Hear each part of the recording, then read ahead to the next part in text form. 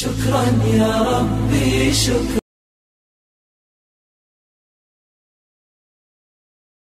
Halo, Assalamualaikum. Waalaikumsalam warahmatullahi wabarakatuh. Pak Ustadz mau tanya, kan adik saya kerja di salah satu perusahaan leasing ya, leasing motor.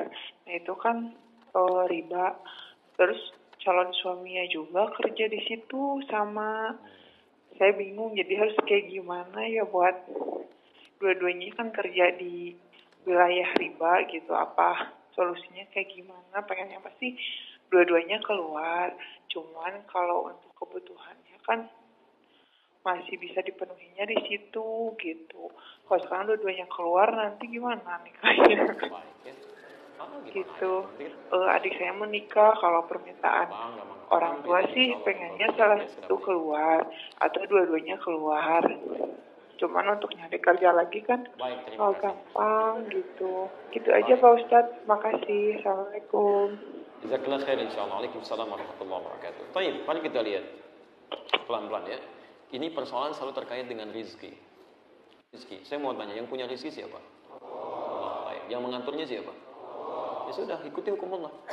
Jangan takut kan? Jangan takut. Saya turunkan dulu rumus rizki di Quran ya. Sebentar. Tahan sebentar ya. Baik, mudah-mudahan yang tadi bertanya bisa melihat dengan jelas dan bisa mendapatkan jawaban yang menenangkan insyaallah. Tapi saya turunkan dulu sebentar.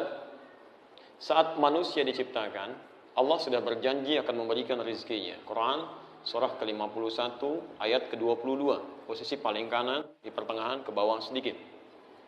Kemudian dijanjikan itu akan diberikan di bumi. Quran surah kedua ayat 29. Ditugaskan Anda untuk mencarinya dengan cara yang dibenarkan. Quran surah kedua ayat. Anda ingin lebih cepat mendapatkannya, Anda lakukan amalan di Quran surah kedua ayat 172. Kalau Anda belum berangkat keluar, rizkinya sudah datang kepada Anda bisa kerjakan amalan di Quran surah ke-7 ayat 96. Baik, jangan khawatir, Allah pasti memberikan rizki Anda. Tidak ada Allah menciptakan orang miskin di muka bumi. Kalau tidak cukup, pasti dia kaya. Itu ada di Quran surah ke-53 ayat ke-48. Bahkan saat Anda merasakan kurang pun, insya Allah akan dibantu. Di Quran, surah ke-9, ayat ke-60. Tidak cukup dengan ini, bisa dibantu lagi di Quran, surah kedua, ayat 215. Posisi paling kanan sebelah bawah. Baik. Sampai Anda meninggalkan riba, seperti pernah kita ulas ayatnya. Baik. Perhatikan sini. Bismillah. Teman-teman sekalian, sekarang fokus ya, lihat betul. Jadi nanti kalau Allah sudah tawarkan yang baik, kenapa Anda pilih yang kotor? Yang baik sudah ada, kenapa pilih yang kotor? Dan sama-sama akan didapatkan. Sekarang lihat teorinya. Quran surah 51 ayat 22. Wa fis samaa'i rizqukum wa ma tu'adun. Dan di langit ya. Rizki Anda sudah ditetapkan.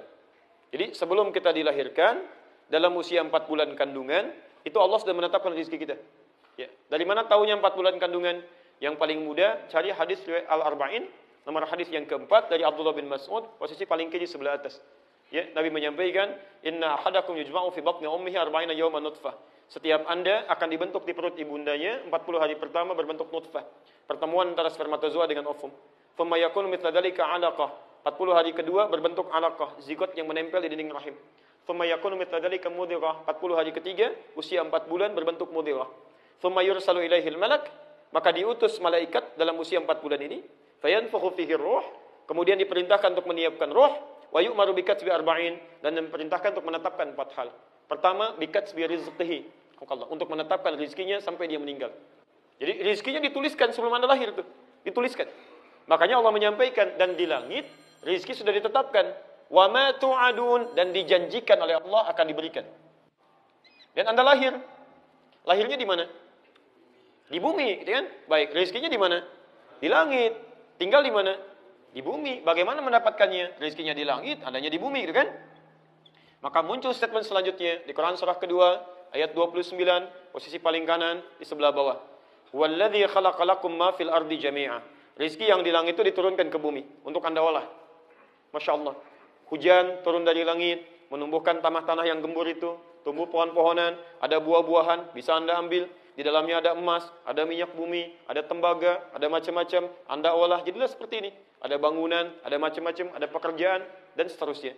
Jadi, Allah janjikan rezeki yang di langit turun ke bumi. Masya Allah. Kita sekarang ada di mana? Bukan, di Masjid Al-Ihsan. Di PTM.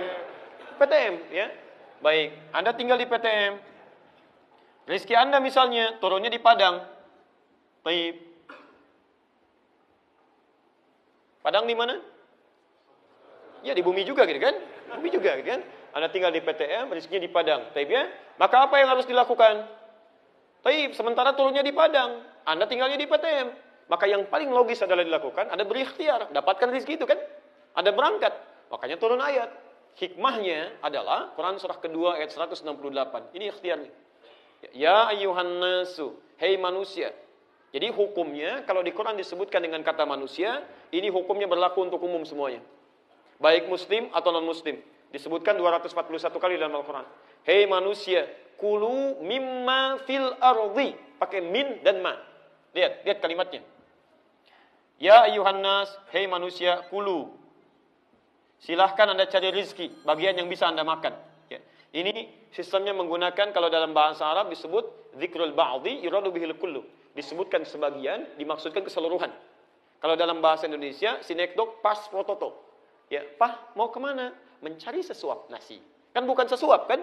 Anda cari yang sebakul, Anda tambah untuk pakaian, untuk makan-makan. Itu sinekdok pas prototo. Makanya kata Quran, silahkan cari untuk makan Anda dan yang lainnya. Bahasanya cari.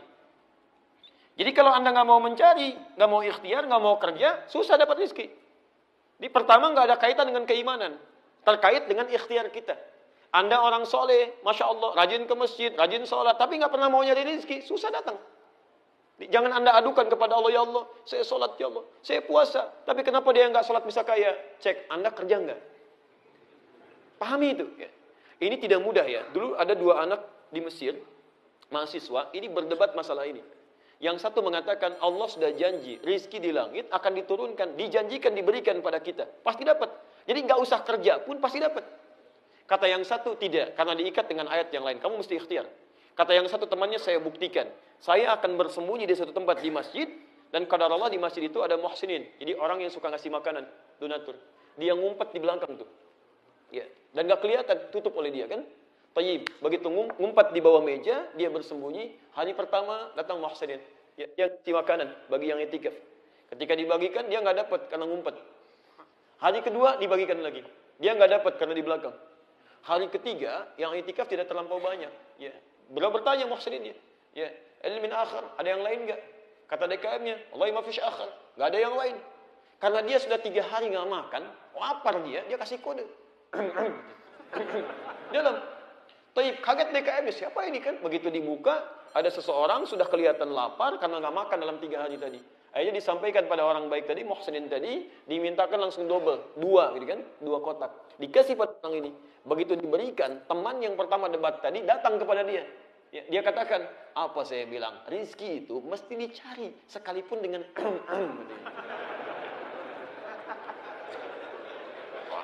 Jadi kalau antum mau mencari, dapat. Ya. Insya Allah, prit, mobil datang, 2.000, gitu kan? Prit, 2.000. Tapi kalau Anda nggak mau ikhtiar, nggak bisa. Apa Anda masuk ini, Alisan tuh mau bikin sekolah di samping gitu kan? Apa Anda duga dengan orang ke masjid hanya bermohon, ya Allah, ya Allah, ya Allah. Belum ada atapnya, turun dari langit. Allahu Akbar, berang gitu kan? Nggak bisa. Kalau begitu nanti tukang cornya bangkrut, tukang ininya nggak ada kan, dan sebagainya. Ini kulu. Anda harus ada usaha. Nah, tapi ingat ya, ketika diminta usaha menggunakan min, kemudian ma, baru fil ardi. Kalimatnya asalnya begini, min dengan ma. Anda baca dengan idgham kan? Idgham bi gunnah. Jadi mimma untuk memudahkan, kemudian disatukan kalimatnya menjadi begini, mimma. Asalnya seperti ini. Min ini, awas hati-hati ya.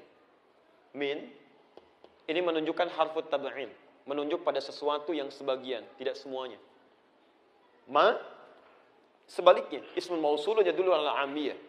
Sesuatu yang menunjuk pada aspek yang luas.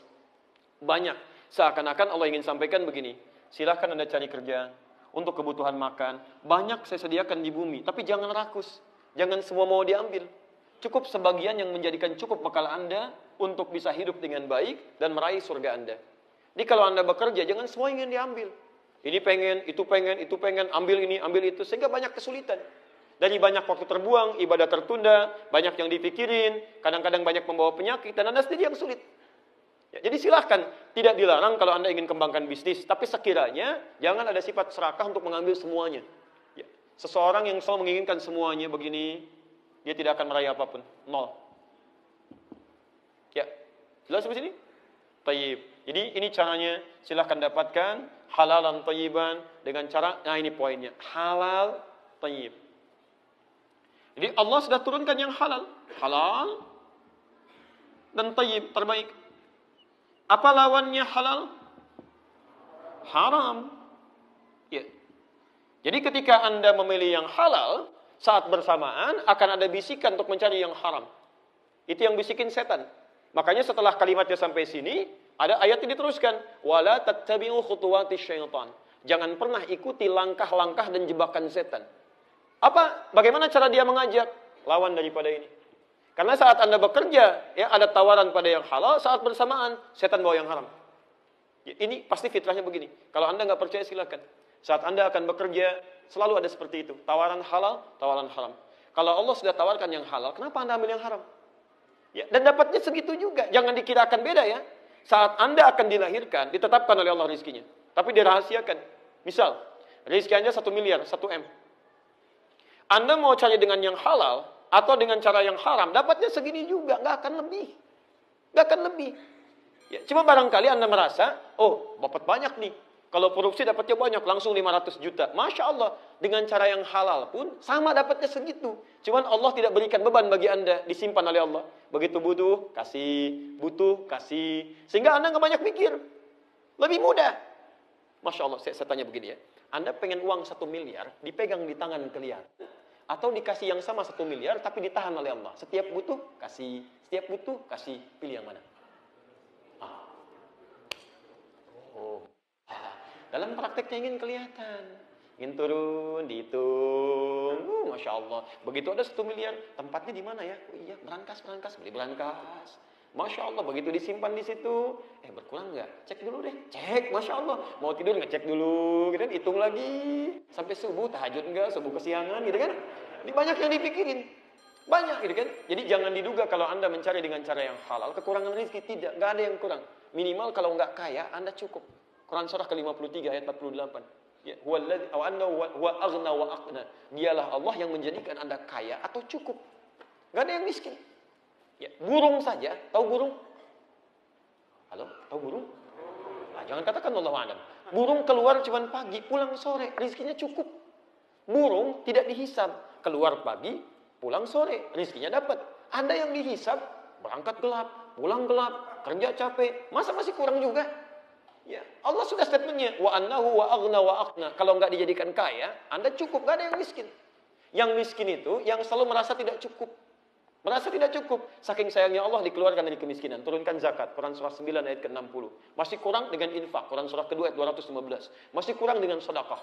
Anda zakat dikasih, infak dikasih, sedekah dikasih. Masih mau miskin juga. Anda butuh apa lagi? Maka dari itu, ketika terjebak dengan sesuatu yang haram, enggak usah banyak pikir. Cari yang halal. Tadi Anda bilang kredit, nggak semua kredit itu haram. Kredit dari bank syariah itu kan ada yang halal. Diakadkan dulu, kemudian dibeli dulu, baru kemudian Anda cicil di situ dengan cicilan yang terbaik. Nggak ada masalah di situ. Ya, tayyib silakan. Dan itu mulia gitu kan. Menabung lebih bagus lagi. Allah pasti berikan kok. Pasti berikan. Ya, dan insya Allah ketika Anda berjalan di jalan Allah, itu akan diberikan kemudahan. Itu janji Allah Subhanahu Wa Taala. Walaupun awalnya tidak mudah. Ya, seperti orang tahajud, awalnya kan nggak mudah. Tapi kalau sudah terbiasa kehilangan tahajud sedikit, besoknya bisa menyesal itu. Bisa menyesal. Maka silahkan ya Anda mulai seperti Abbas paman Nabi memulainya. Itu terjebak riba luar biasa. Bahkan tokoh riba. Ketika turun ya perintah Al-Quran masuk Islam, dibebaskan ribanya. Riba pertama yang dibebaskan ribanya Abbas radhiyallahu taala anhu. Apa yang terjadi ketika ribanya dibebaskan itu? Masya Allah, bisnisnya semakin